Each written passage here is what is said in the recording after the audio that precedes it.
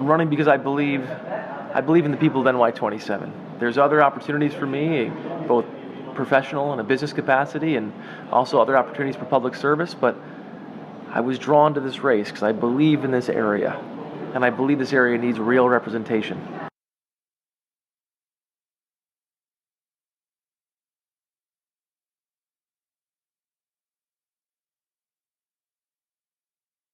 And I understand in some ways it's the path of most resistance for me. I understand the challenges ahead, but it's the right fight to have.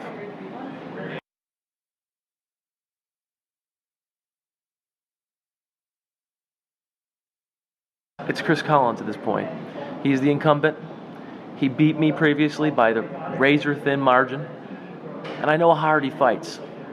I think a lot of people always assume he's going to give up or go away, but he's proven that he doesn't go away easily. And I think that he needs to hold onto this seat to maintain his freedom. It's the best way he can, it's the best leverage point he has in his trial.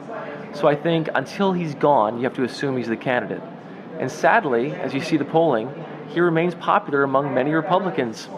And he also has the support of the National Party leadership, who said he's innocent until proven guilty.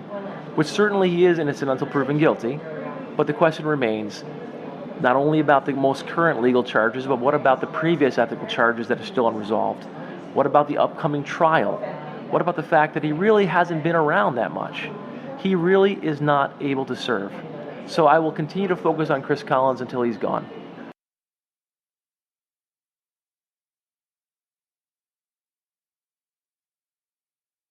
I haven't been paying attention to them that closely.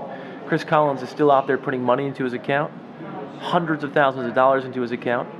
He continues to actively say he's going to stay in this seat.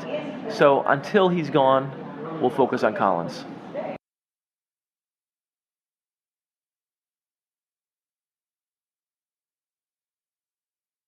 It's America. Anyone can primary if they want to. But I know we have the support of the county chairs and of literally thousands of people across the district. You can see the type of support we have. And I think that support is not going away, it's getting stronger. Often after an election you see that support dissipate, but our support continues to build. And I think we also have the support of the National Party. A year ago I didn't know anybody in Washington. Now I know many members of Congress and others who've not only been supportive but have encouraged me to run. So I'm excited about the future. You may have seen we had that meeting with President Biden last year and his kind words and encouragement, and that was an inspiration for me. So we're ready to move forward. I think there's always challenges. You can never see the future totally, but we have lots of support.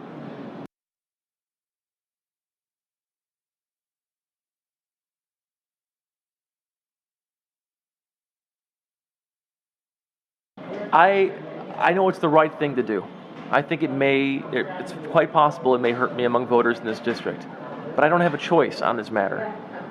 If you look at the Mueller report, objectively, again, I'm a trained lawyer. Anyone who respects the rule of law and reads that, as I've read it, you'll come away very troubled. You'll come away thinking that Congress and the Senate have a duty to act. They really shouldn't be playing politics with this. It's too important. And I think that whether you support President Trump or not, if you come away reading that report, you're going to see a portrait of a man who tried to obstruct justice, who tried to manipulate the law, who thought he was above the law. So you may be correct. It may be the wrong thing to do politically, but it's the ethical and moral thing to do. And I just stand with the President Trump at this time. In the past, I've told you, I hoped there was ways we could work together. I hoped he would rise to the occasion, but he is not. And the circumstances have gotten much worse. He's not just a character now or maybe a different way of doing things. He's someone who's proven that he will violate the law. So I have a duty to stand with Mr. Trump, and I have to let the consequences fall where they will.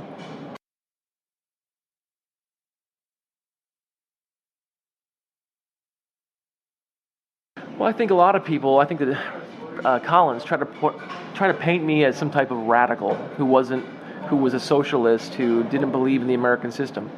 And the reality is, more than even Mr. Collins himself and any of the Republican candidates, I have lived in the private sector and survived, and not only survived, thrived in the private sector as a corporate attorney and as a business person.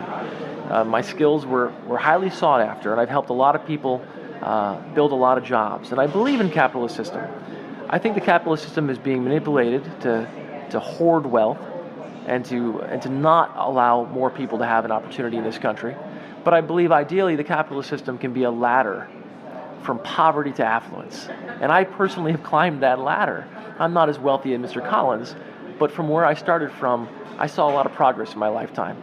So I want more people to have access to that ladder, and I'm someone who believes in the private sector and believes in markets. I'm not someone who is willing to manipulate those markets to help only a small few.